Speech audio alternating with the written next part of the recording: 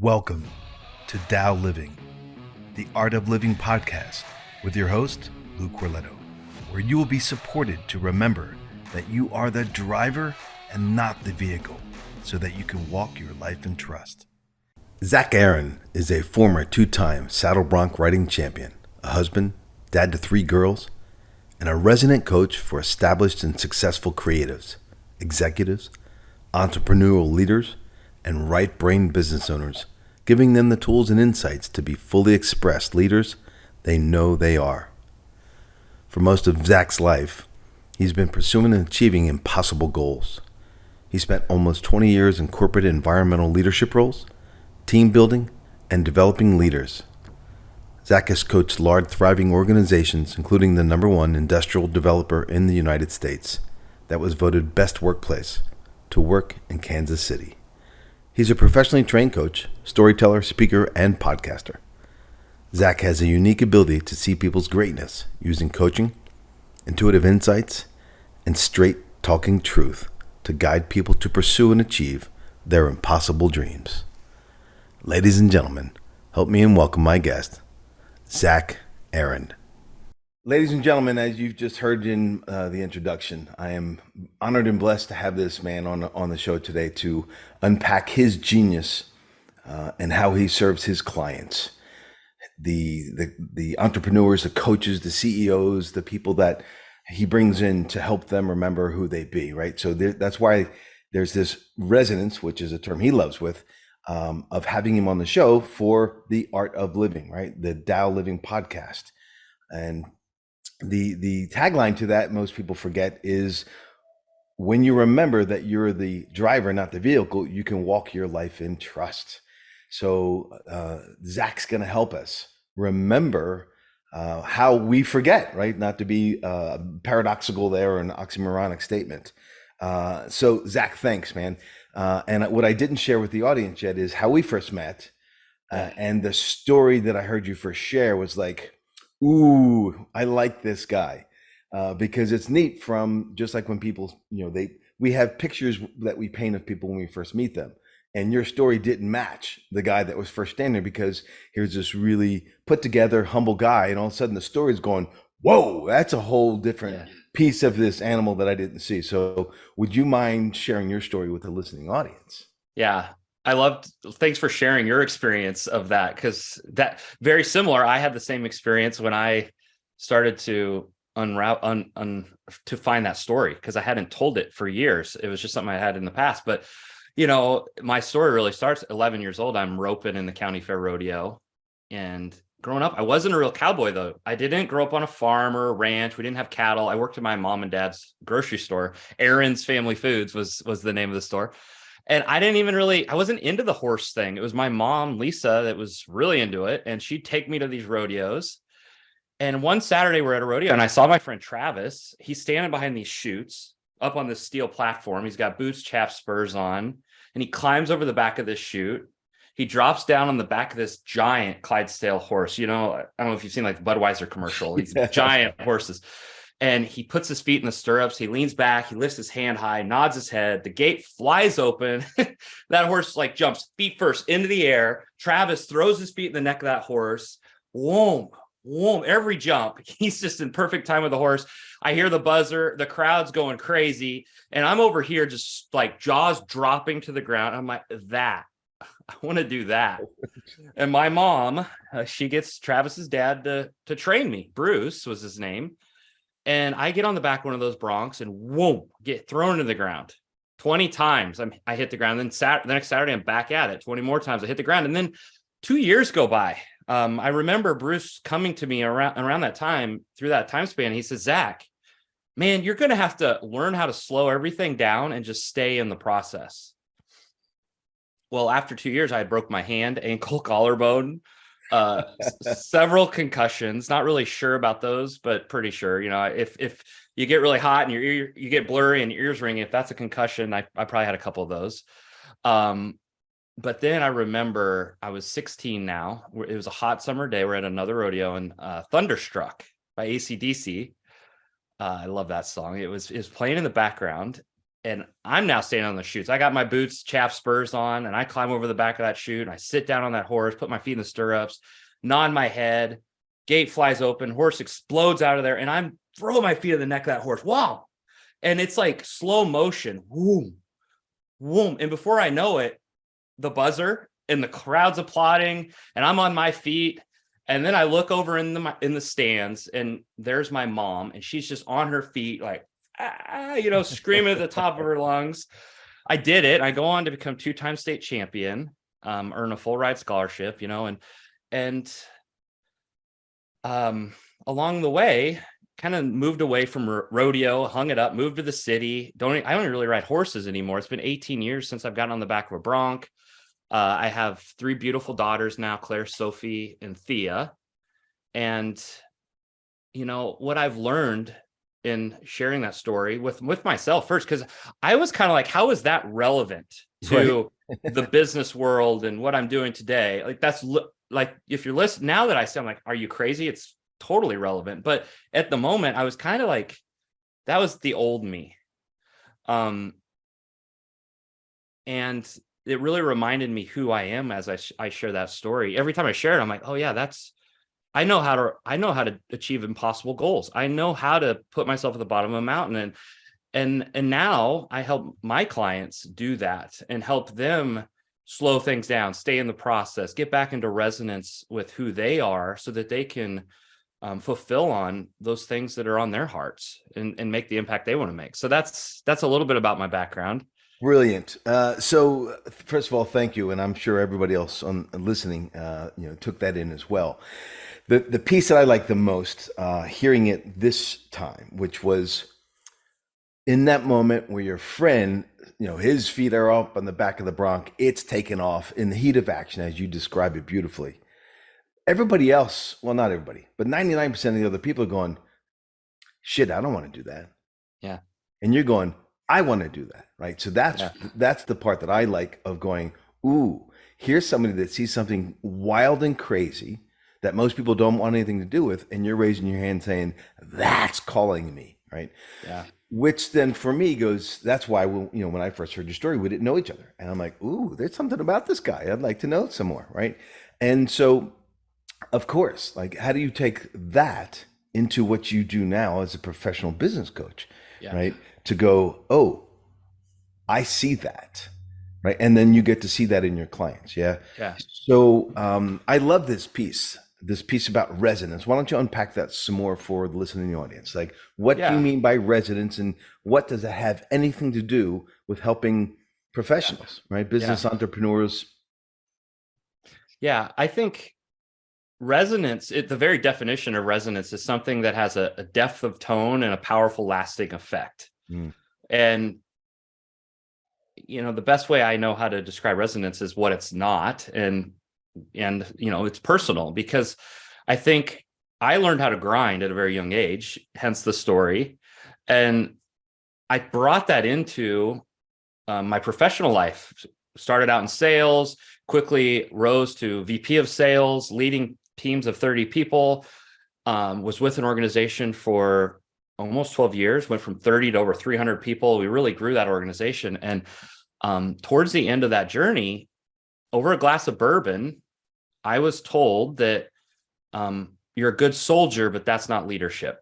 And if you would have known how many leadership books I've read, I was running around saying yes to everything, tackling everything, all the things, traveling, all, like, burning it, grinding. And I remember going home that night, and I told my wife, I'm like, babe, I'm not on the leadership team anymore. They demoted me, and I don't want to do a sales role again, but I know I could, but it's not what I want. And she's like, well, what the hell do you want? And I'm like, thanks, babe, and I called my best friend, Ben, and I remember telling him what I was learning about myself or what others were experiencing about me. And he's like, yeah, man, it was kind of awkward. It was like you're forcing things. And if you had just learned to trust in who you are, I mean, you can't say the last 3 years have been what you wanted. You've been reading all those books and getting all the coaching and grinding, and you're still not content. And that's when it hit me. It's like, oh, I'm going to have to start being responsible for answering that question. What the hell do I want? Because I had traded that in for trying to live up to everybody else's expectations. Okay. So that's, I was out of resonance. I was experiencing a lot of, I also like to think of resonance as a tuning fork.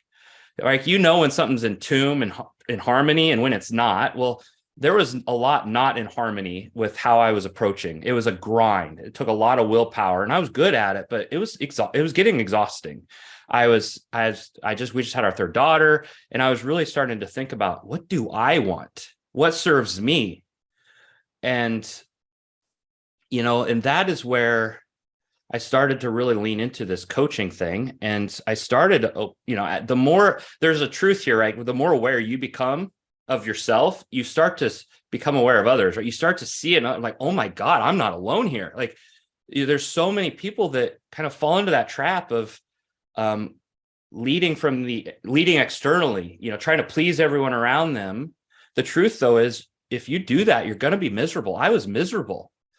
And so the resonance, that's a long way to answer your question, but resonance is knowing who you are and doing it on purpose and from the inside out. That's a powerful state to be in. Yeah. And I knew we'd get a chance to talk about this, because I know that's kind of I've heard you say multiple times who you be. And resonance is a state of being. There is no doing, really. And the doing flows when you're in resonance. So I'm going to pause really quick. I could keep going. No, that's beautiful. Thank you. I love it. I'm just, for those who are only listening and not seeing, I'm smiling ear to ear just because of how this resonates with me. Right. And it's now even become an in vogue term, resonance. But yeah, it is. It's physics. Right. The old metaphor, and I'm speaking to the listening audience, not to Zach per se. The old metaphor is you can take, a guitar, and put it at one end of a football field and put another guitar at the other. And when you strum the C string, the C string on the other end of the football field is going to start vibrating because of resonance. It's harmonics, it's physics. And what people don't realize, the old Emerson quote is, who you are speaks so loud, I can't hear what you're saying. And so when we're not aware of who we're being, we're either infecting or affecting all the time, just because of our presence, right? And as you just so beautifully described, Zach, is when most people on the planet, until they started doing work to wake up and shift, to live a life of inside out, we have sold out on who we are in order to be accepted by society, by a model, by a perspective, by some story that we've bought into. Well, we now will attract that resonance because that's how we're resonating, but it's not our authentic rhythm. Yeah. Right. And so that's what I love is you're bringing this have been bringing this to the business world of, hey, owners of this business, CEOs of this company, let's get back into true connection to who you be, my terminology. And so you can now train others, right? So the management team and staff and all the employees and whoever else works here, let's all get on the same page and vibrate and resonate from an authentic place. And wow, what an impact we're going to have. And what a joyful ride, because as you described, it's unpleasant living a life of someone else's viewpoint or dreams, right? Yes. Yeah. Yeah. Wow. And you made me think of something. A mutual coach, I know, we'll call him Coach Jeffrey. He, every time I speak to him, he always asks me, what are you grateful for? And this just happened last week, and you're making me think about it, because I was like, dang, this is legit. This is real. What you just said is, I've experienced it. What I was grateful for in that moment, what came to me in that moment was, I said my inbox, my email inbox. If you looked at my inbox 3 to 5 years ago, it was the greatest source of stress.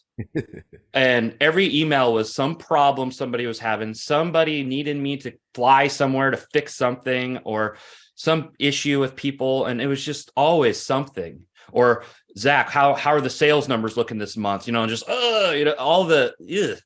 And I told him I'm grateful for my inbox, because fast forward 5 years later, what I see in my inbox now is people reaching out, wanting a speaker for their event down in San Antonio. That just happened, and we saw you speak in January. We want you to speak to these people. Or a referral that's coming. Hey, you work with so-and-so. They said that we should be working together. And there's just like this energy that's like, wow, that's my inbox now. Nice.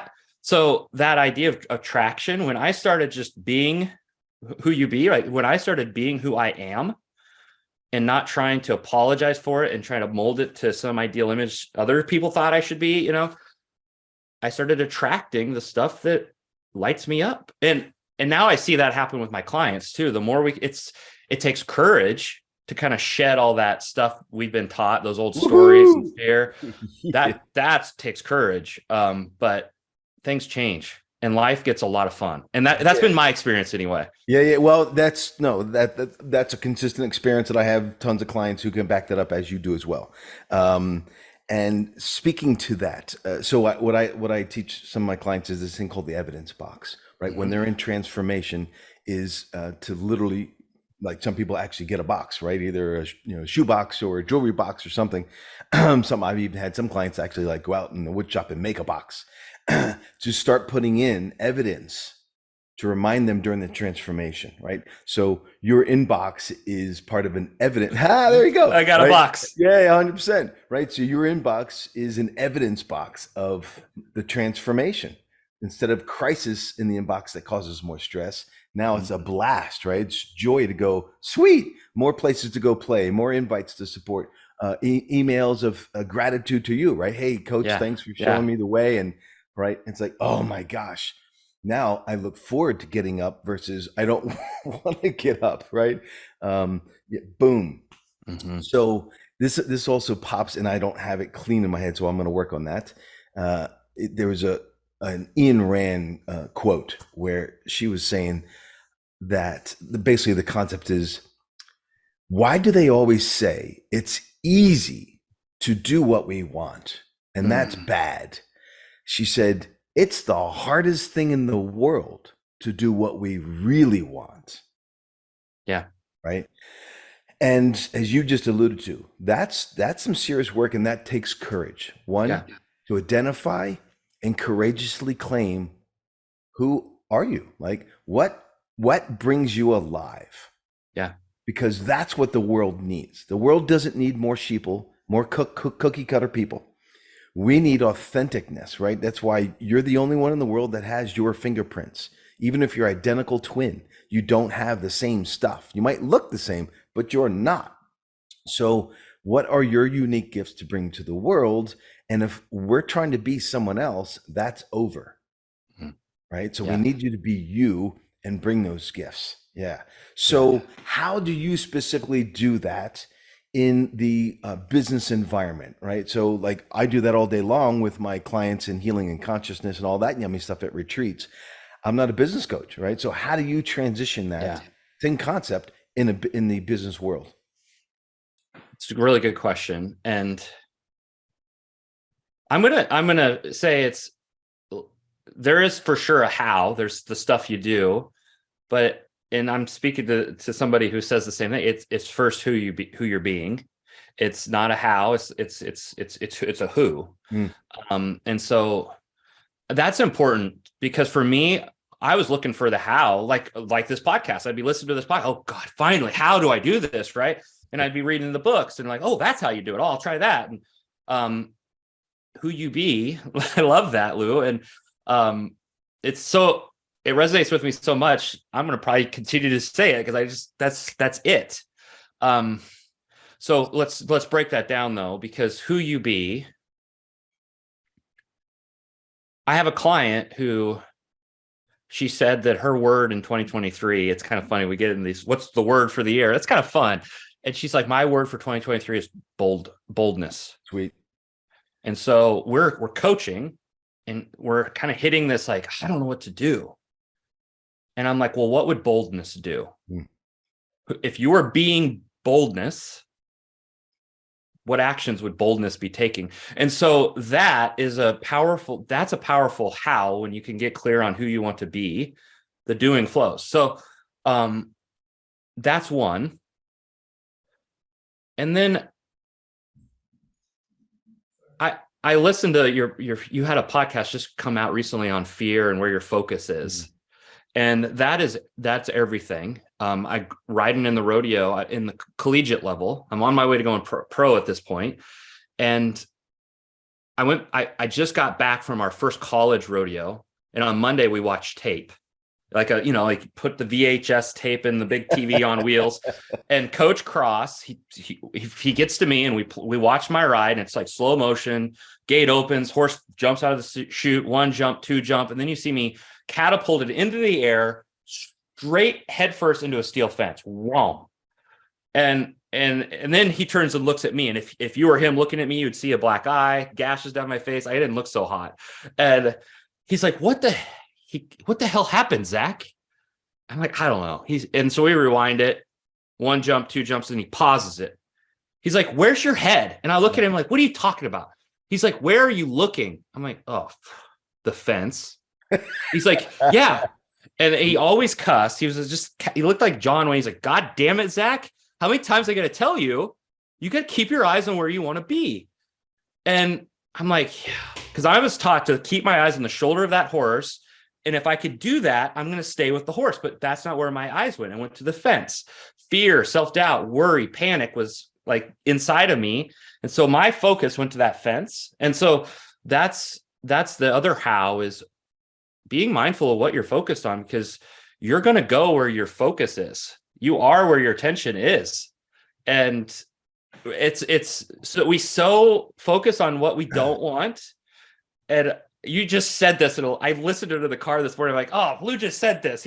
But I'm going to say it again. We focus, if we focus more on what we want, which it's counterintuitive, it takes a hell of a lot of courage to keep your attention on where you want to be versus where you don't want to be. But so often we do the opposite. And so what would it be like to focus, keep your attention on where you want to be? And I always teach my clients in the workshops I do and stuff is it starts up here, the story we tell ourselves, because if as that gate opened, the story I'm telling myself is don't hit the fence. That would hurt. Don't hit the fence. Oh my God, the horse is going right for the fence. I hope I don't hit the fence. And so that story creates emotions and feelings. And so I felt fear, worry, self-doubt, panic. And then the behavior was, the action from that feeling is I clenched up. My head came up and it looked right at the fence, and that's right where I went. It created a result. So, a great tool I want to give your audience. It's something to add to their training. I love, this is all training. It's all practice. There is no like, oh, I got it. It's a practice. It's setting a reminder in your phone. And when that reminder pops up, you read it and it says, is the story I'm telling myself going to take me to where I want to go? That's powerful, because when you can say, well, no, it's not. Well, then shift the story. Go back to, well, what do I want? What is the result I desire to create? What's the outcome I want to have? And let's find a story that aligns with that, and we can move again. And so that's another way to get back into resonance is be mindful of the story. Boom. Yeah. Boom. Oh, Lordy, my friend, this is going to be a 6-day podcast. I hope you have like diapers or something, because we're going to keep going.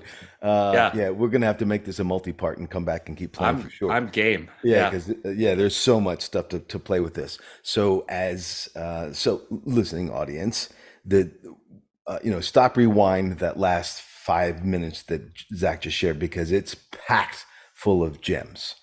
And it's, hearing it cursory. Wow, that's cool. That's nice. Yeah, I get it.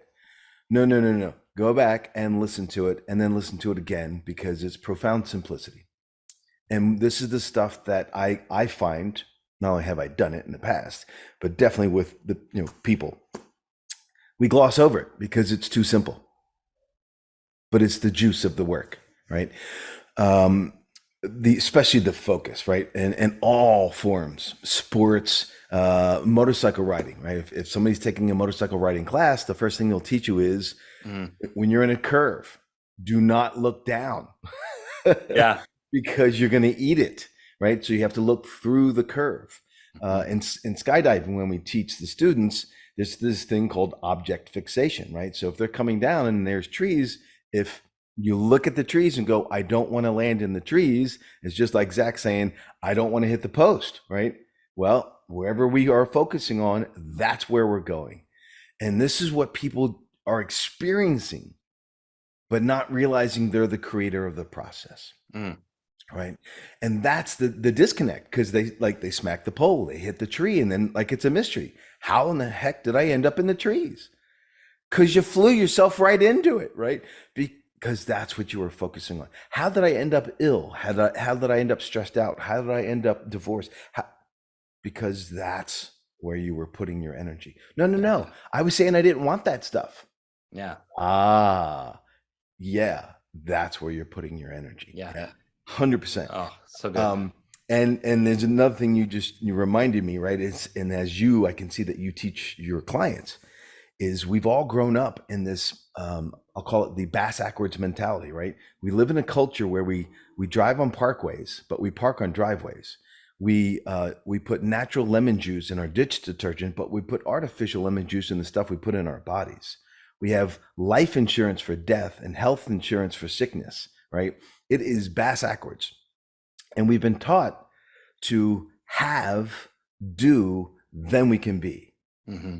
Right? So in order to have success in business, in order to have a great relationship, I must do these things so I can eventually be successful, be happy. And it doesn't work, people. But that's what we've all been taught. And the essence of what I hear you teach your clients, and definitely what's essential for all of us, is to flip it on its head. And it starts with be, do, have. Because when I show up being successful, I will take the actions that end up generating success. When I show up happy, right? Yeah. Happiness is the way, right? So when I show up happy, then I will do things that continue to build happiness, yada, yada, yada. Yeah. So, so when I teed off the question, it was more my inquiring mind of going like, how do you transition this into the business, not being a business coach? And I should have teed it off better, which was, why do you do that? Which you've already answered, right? Yeah. Because people are still trying to build businesses or functioning in business models from the outside in perspective, right? Yeah. And so let me ask this question better then. What skill sets, tools, techniques, tips do you find that are thematic? Yeah. To help people to go from the outside to the inside, so they can now start showing up in their resonance? Yeah. It's becoming a buzzword, but the word is coaching, being a more coach-like leader. This is a very skill-based tool in leadership in business. And a great coach is all about helping the other person find their own solution, and help them find their own power inside of them to go create the results in the organization. The alternative of that would be, telling them what to do, how to do it, being more directive.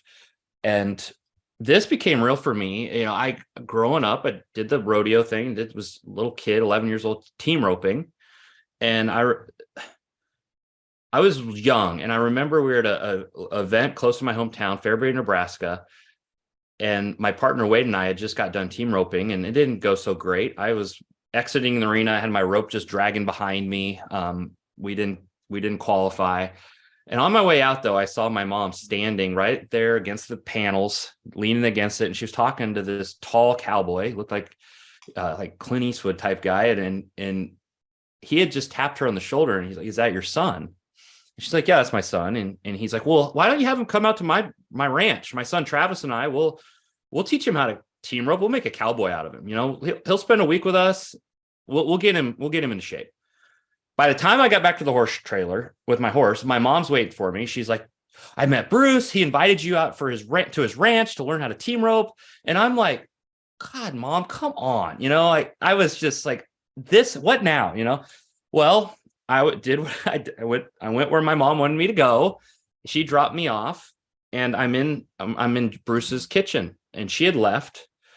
And Travis and I just finished up a bite to eat, and Bruce just comes charging into the kitchen. He walked fast everywhere. He walked really fast, and he's like, "All right, boys, go saddle up your horse. Meet me in the arena in 15 minutes." And he's gone. And I looked at Travis, and I'm like, "What did he say?" He's like, "Go get your horse. We're going to start practice." Well, my mom always saddled my horse. I never saddled my own horse. So, and Bruce, he didn't know that. I sure as hell wasn't going to ask him. And that day, I went and got my horse Joe out of the stall, and 11-year-old kid, the saddle weighed about as much as I did. I found a feed bucket as a stool, and I threw that saddle down. I cinched it up, and I got on the back of him, and I rode him in the arena. But something was fundamentally different about me. I was riding taller in the saddle, and my mom never saddled my horse again. And that is what kind of back to the skill set of coaching. We have an opportunity to be more like a Bruce to our team, to ask more of them, which the whole world right now is saying, oh, burnout, pandemic, we need to, take care of people. And I'm not saying we as leaders should care for people. Like I want to care for people, but I want to redefine what it means to care for people. Because in these leadership contexts, I'm in the room with leadership teams. And so often we mistake being a caring leader for being a caretaker. And what we're doing when we put ourselves in that position, we're communicating to others around us that they are victims, that they are powerless. And I get fired up about it because I'm like, I know they're not. And I'm like, and so I have these opportunities to kind of go into the closed doors meetings with these leadership teams, and they're running on the edge, and it's very common. Somebody breaks down in tears. Like, I can't keep doing this shit anymore. Like just tears are coming. And always, here's what I see almost every time, Lou, somebody very quickly gets up and goes looking for the box of tissues. Mm-hmm. Right. And they just basically put it in that other person's face, like, here. And then they go on to say, it's going to be okay. Just take some time off. Okay, Johnny. And why don't you just take the half day and just go for a walk?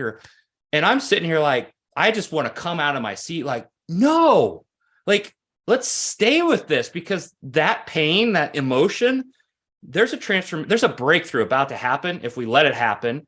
But instead we go, and because we're uncomfortable, so oftentimes we're the one uncomfortable. Oh my God, you're hurting. That makes me uncomfortable. Let me fix this. And as a coach, so being a coach, you stay in that moment and you ask them. It's understandable, acknowledge and validate what's going on. It's understandable that you're kind of on empty right now, considering how many hours you've been working. And as soon as you do that, you're going to see the other person do this. Yeah. Yeah. It has been a lot. Now, the next thing what would be important for you? What do you need to get back to where you want to be? What could you create for yourself to start to change that? And this is all about keeping the ownership and responsibility with the other individual, putting them in position to stay powerful and create the change that they need to get back into resonance. So this is the flip side of resonance. We can help people be in resonance by keeping them responsible, because nobody else is coming. They have to. They are the only ones to change things. But we, like you said, we have it backwards. We think that it's our responsibility to change things for others. Now, if we are contributing to it, we should be aware of that. But I would much rather see a world where people are saying, you know what, the way you're communicating with me doesn't work for me. Mm-hmm. And boom, that's powerful. And so if I can help people, leaders, show people that they have that own truth, that power that inside of them, and they can set boundaries and speak up, everything gets so much easier. So those are some practical things. I think they're practical. Yeah, well, for me they are. So, and I would say to the folks who are attracted to listen to this podcast, they are as well. Brother, oh my goodness. All right. Again, I'm discovering like how many more things that we do resonate on that I was unaware of because of not having this much time together before. And so I put this out there to the listening audience so Zach and I have a mentor that we've worked with who has a saying, get a Dawn. And the concept, that's his wife, who's this just amazing support structure. And so I want to tweak it, called get a Zack Mom, right? Meaning, right. So initially, I get, at least my perception of the part of the sharing the story is, when Zach was sharing a story about his mom, like Zach's down, dragging the rope, right? But she's already out setting up the next step to challenging to help him keep going in his greatness. So that's what I mean by get a Zach mom, right? So who do we have in your life that supports you and challenges you to your greatness? That does not codependently keep you stuck in limiting views of yourself or what's not possible because the world deems so. You need to get rid of those people, because then you're not going to go anywhere, right? It's essential to have somebody in your corner who sees your greatness and speaks into it. And this is what Zach does. And the piece that he shared when he talked about being in the leadership circles, woo! So when I run healing retreats and work with clients, and so when we have groups in the room, it's already understood that's unacceptable. When people are going to express themselves, it's you deal with your stuff because they're going to express. There is no saving, right? Because you spoke to it clearly. We've disempowered the person. The person who's doing the saving is their own woundedness, that I'm going to go save you, which you can't save anybody else. And that model, that especially the last couple of years of this false paradigm, which disempowers humanity. And here's my terms for that. It's important to be responsible to, but not responsible for. There's a massive distinction, right? So if I'm a parent and I have a 2-year-old, I need both of those. I'm responsible for that child because they can't feed themselves yet. And I'm responsible to them because I'm their parent. But once they become a certain age, I'm not responsible for them anymore. I'm just responsible to them because I am their parent and I love them. So in any form or fashion, as you just stated, the greatest love and call to action is to divide that line and separate it. I'm responsible to you as a friend, as a colleague, as a client, as a coach, as a mentor, wherever we dance in the world. And I'm speaking to the audience, not to Zach. But I'm not responsible for you. You are. It's your life. Take ownership. And right now, unfortunately, the global environment is running that narrative of we'll take care of you. Somebody else is responsible for you. And it's bullshit. It's the worst thing we can do for humanity. Mm-hmm. Yeah. So, man, I acknowledge you and I thank you for bringing that to the business world of going, no, stop that, right? And what a powerful thing at the team level to bring forth people to be self-reliable, right? Be self-reliant, show up and bring your gifts to the table, right? The employees, the team members, the management, at whatever level structure that's happening inside of a business environment. Yeah. Woo! Oh, more. There's so much more to. Yeah.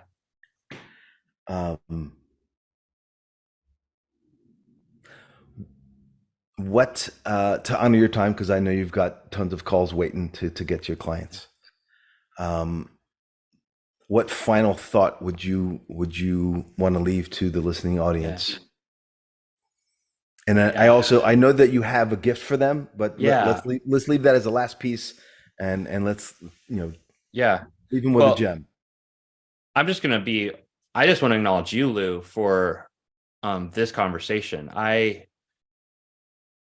The level of energy and engage, you brought out the best in me. I just think that it just hit me, and I'm kind of just pontificating here, but certain people really bring you alive. You brought me alive today. And it's got me thinking about who else in my life bring me alive and how do I get around that more? Because I'm feeling very lit up, right? Not in aren't I great, but just I feel like the power and impact that is here to be made. And I just want to acknowledge you for getting me in touch with that, because I'm not always in touch with it.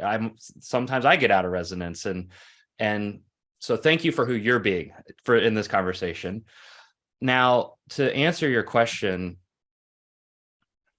there's one last thing that I want to leave everybody with, if I could, and it's so simple, but we don't do it, and it's why I created a 3-part video series. I'm calling it. It is the number one most powerful habit that all successful CEOs and business owners do. They just do. You go check in with them, they're doing it. And my clients now call it CEO time. I don't call it that. They started calling that. I'm like, I like that. CEO time.